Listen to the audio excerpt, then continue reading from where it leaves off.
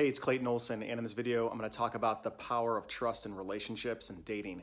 Antia Boyd from Magnetize the Man Summit interviewed me a little while ago, and these are 3 video clips that are excerpts from that summit that talk about trust and dimensionalize it in a way that perhaps will have you seeing the benefit of it and the power of it when it comes to creating a relationship with a man or anybody else in your life. Now, oftentimes I think when I look at the YouTube comments and I look at some of the comments around men and these generalizations around not trusting men and making sure that you protect yourself, I'm not going to argue that there are men that are out there who are sometimes wounded, who take their wounds and their pain and they end up interacting with you in a way that is not trustworthy. But what I'm saying is that if we hold on to this distrust and we somehow see that holding on to distrust and being distrusting gives us power, it actually does quite the opposite. Because the truth is that when you're unable to trust and you're unable to be able to give this trust, you actually have no power to create a relationship, because trusting takes risk, and to create a relationship, it takes risk. So in the opposite, what it actually does when you don't trust is it creates insecurity.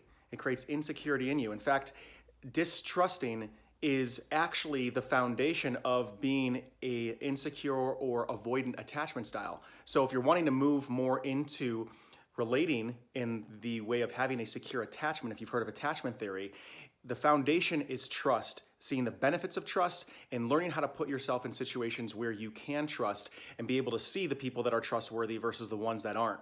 So listen, if this video resonates and you want to share it with a friend, please do that. Please comment, please like, please subscribe to the channel. And if there's any other questions that you have, anything that you disagree with, or you've got your own point of view, feel free to post in the comments below. None of what I say is gospel. It's just a perspective, and hopefully it's one that empowers you.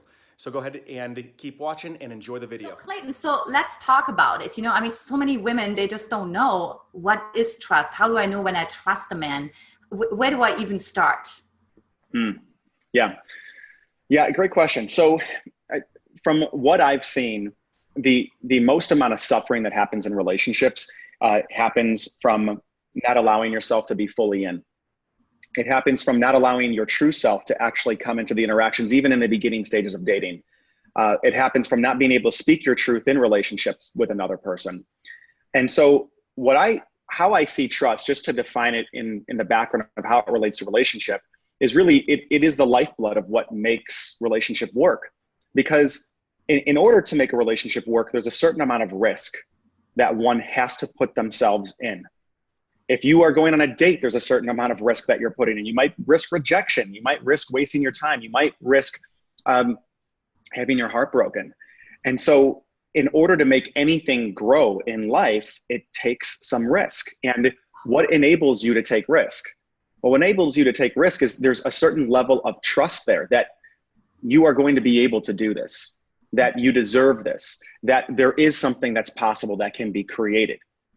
So what happens when we trust? Let's just maybe talk a little bit about that, because I really want to, in some ways, sell the viewer that's watching this on why trust is so important. When you can trust in dating, in men, in life, it allows you to show up as sexy. Mm-hmm. It allows you to show up in your full expression of playfulness. It allows you to actually open your heart and for people to see who you really are, so they can determine whether they are compatible and want a relationship with you. Trust is what allows you to reveal those parts of yourself, those vulnerable parts of yourself that people actually connect with. And trust also allows you to actually receive another person's gifts fully as well.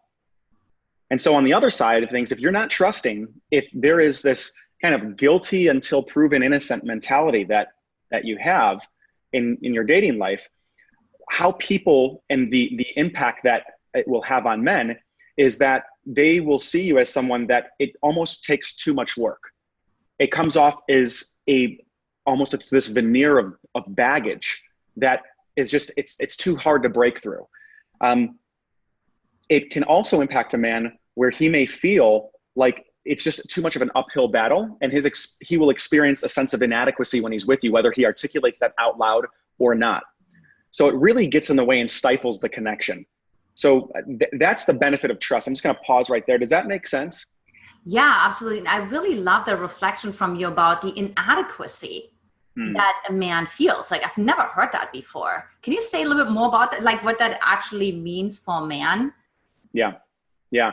So, and I will draw from my own personal experience as well as the hundreds of guys that I've worked with, but men on some deep level are either they say this, either they have the language around it or not, but they're wanting to impact the woman that they're with. They're wanting to feel that they can either impact her emotionally, physically, spiritually, that there's some place in her life for him, that there's some way that he can, in many ways, penetrate through her defenses into her presence, and there's a place for him there, and for him to be seen and for him to be held. Mm-hmm. And if there's no trust there, there's almost this impenetrable defense that he comes into contact with the woman. And what often happens, and this is a result of a woman that's not trusting, is the men that are committed to, say, breaking through that defense are typically conquestors. Guys that are like really looking for the challenge, but once they get the challenge, they leave the woman after that. So the defense of not trusting can often attract the wrong type of guy. And this is another, let's just say, disadvantage of not trusting, is that you end up attracting other people that are not trusting as well. And it becomes a self-fulfilling prophecy where you're just confirming perhaps more negative beliefs you have about men, given the way that you're showing up in dating. You know, that's such a good point, that that conqueror, or whatever we want to call him, is actually maybe not even trusting himself as well, that he is just acting because of societal pressures, or maybe he was part of a football team or whatever, right? But he's actually not checking in with his heart or his integrity as a man. Am I really interested in this woman, or I just want to be, we see that on so many, bachelorette, things like that, right? Where it's just like, it's just this one bachelorette, so we're all pursuing her, no matter if we like her or not. So it's like coming from this ego versus really, am I really truly interested in this woman?